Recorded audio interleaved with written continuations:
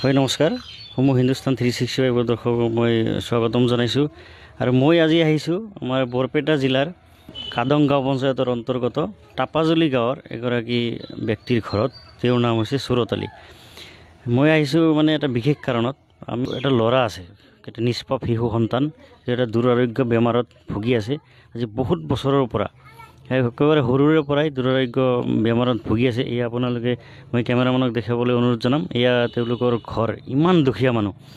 এয়া আপোনালোকে ইতিমধ্যে দেখা পাইছে। মোবাইলৰ ছাইডত মই ল'ৰাটোৰ মানে ভিডিঅ' ইতিমধ্যে দেখাইছোঁ। আপোনালোকে দেখা পাইছে ল'ৰাটোৰ কেনেকুৱা। ইতিমধ্যে চকুটো কমপ্লিট ওলাই আহিছে বাহিৰৰ ফালে। মই বিশেষ একো নকওঁ, মই এটাই অনুৰোধ জনাম যে আগতেও মই কৈছোঁ যে ৰাইজে নখ জোকাৰিলে নৈ বয়।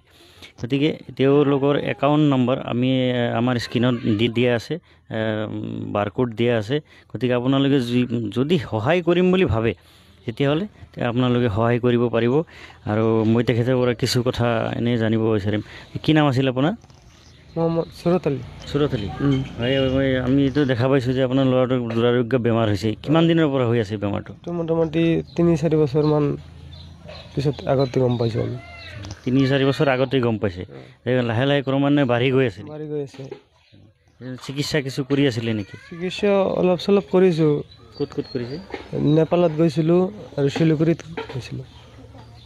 অকল চকুটো, বেলেগ আৰু এনেই আৰু বাহিৰত কিবা ডিষ্টাৰ্ব হয়, দেখা নাপায়, একো দেখা নাপায়। কোনোটোতে দেখা নাপায়? নাই, এটাৰ কাৰণে আৰু এটা বয়া হৈ আছে না।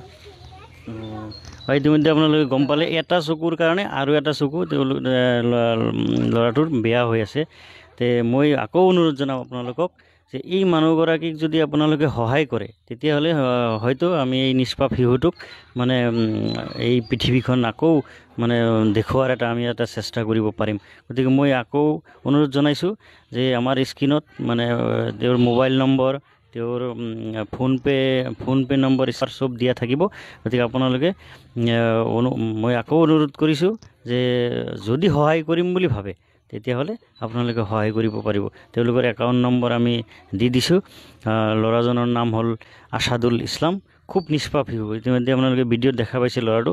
এই এটা নিষ্পাপ শিশুক যদি আমি যদি পৃথিৱীৰ পোহৰ দেখিবলৈ পায় নিশ্চিতভাৱে ভাল লাগিব বুলি মই ভাবোঁ। মাতৃগৰাকী আমাৰ কাষত আছে, মই তেওঁৰ ভাষ্য ল'বলৈ চেষ্টা কৰিম। হয়, আছাদুল ইছলাম আপোনাৰ ল'ৰা হয় ন? ৰাইজক কি ক'ব? আমি রাইজের কই আমার পোলাটারে আমার ব্যাকে মিলে সহযোগিতা করু, জানি ভালো হয়, জানি ভালো চলাফেরা করতে পারে। ওর চলাফেরাটা জানি করার ব্যাকে সারছে, এইটা আমার ব্যাকে সহযোগিতা করলো। ওর বেমারটা হয়েছে বহুত দিন ধরে, ব্রেন টিউমার হয়েছে।